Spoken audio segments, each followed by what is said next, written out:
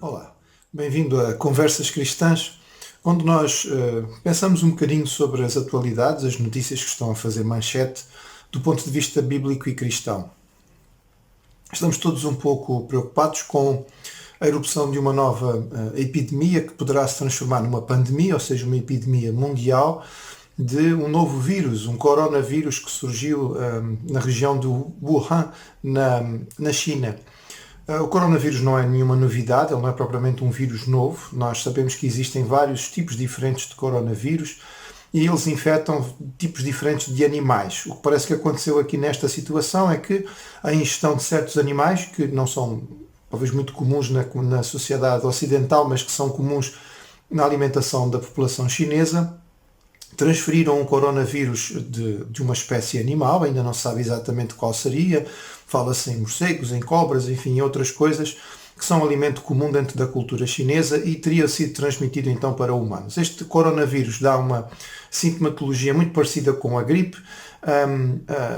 Ele é mais complicado para as pessoas que têm mais idade ou para aqueles que têm doenças crónicas, asmáticos, doentes com DPLC, cardíacos, diabéticos, etc. E não há propriamente um tratamento específico porque trata-se de um vírus, o que existe é um tratamento de suporte para esta situação. Nós não sabemos ainda qual vai ser o impacto disto a nível mundial. A China está a fazer um grande esforço para conter a epidemia, mas já há muito receio em muitos lados e a preocupação do que é que isto pode representar, e sempre que aparece um novo vírus deste tipo, fazem-se muitos cenários, alguns um tanto ou quanto apocalípticos. Isso é interessante porque isto nos revela bastante daquilo que é a vaidade humana.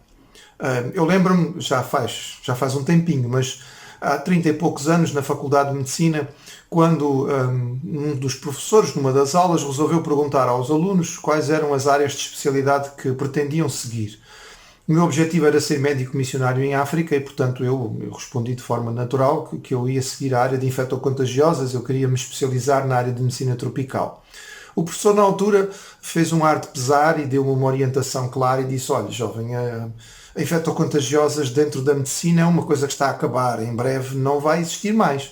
Portanto, você devia escolher outra coisa. Entre vacinas e medicamentos, etc., dentro de pouco tempo, a infectocontagiosas vai ser apenas um capítulo da história da medicina.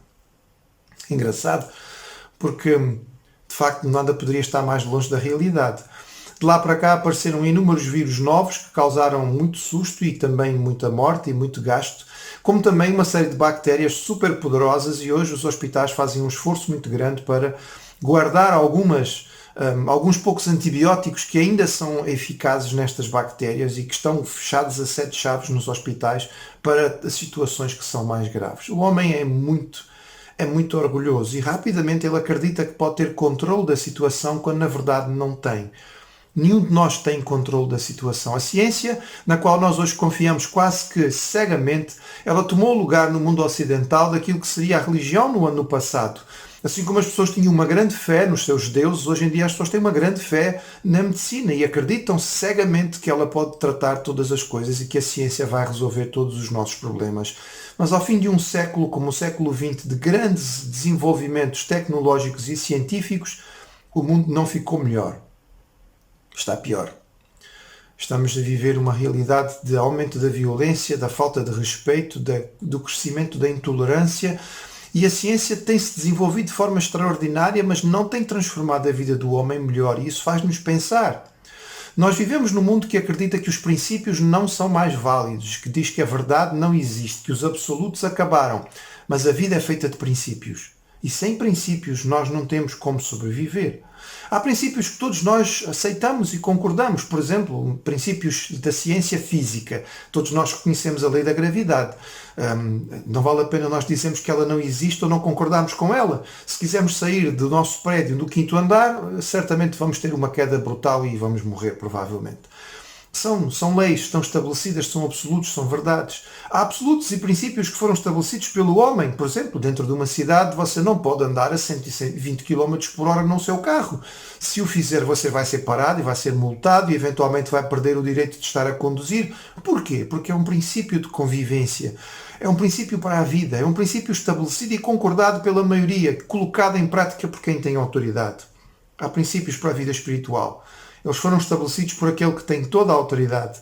E ele nos revelou estes princípios através do seu livro, a Bíblia. Conhecer estes princípios é fundamental para poder viver bem aqui e poder estar preparado para um dia, quando deixarmos esta vida, seguirmos para a próxima. Não, a ciência não vai salvar a humanidade. A única forma de salvação que existe, ou seja, de voltar a viver uma vida que vale a pena, com propósito, com sentido, uma vida real, uma vida plena, uma vida cheia, aqui neste mundo, e preparar-nos para poder vivê-la eternamente, é através de Jesus. Porque na sua obra, na sua morte e ressurreição, ele restabelece a possibilidade de estarmos em comunhão com Deus. Não sei o que lhe dizer sobre o coronavírus, apenas esteja atento às notícias e eventualmente tome alguns cuidados, esteja a perceber o que é que se está a passar, faça uma boa hidratação, exercícios fixos, alimente corretamente e eventualmente tome uma boa dose de vitamina C para estimular o seu sistema imunitário. Mas mais do que isso, eu queria lhe dizer que, como a ciência não salva, você precisa de salvação e só Jesus pode fazê-lo. Procure-o hoje. Procure perceber aquilo que ele pode representar para a sua vida agora e não espere para mais tarde. Ele é o único caminho de salvação.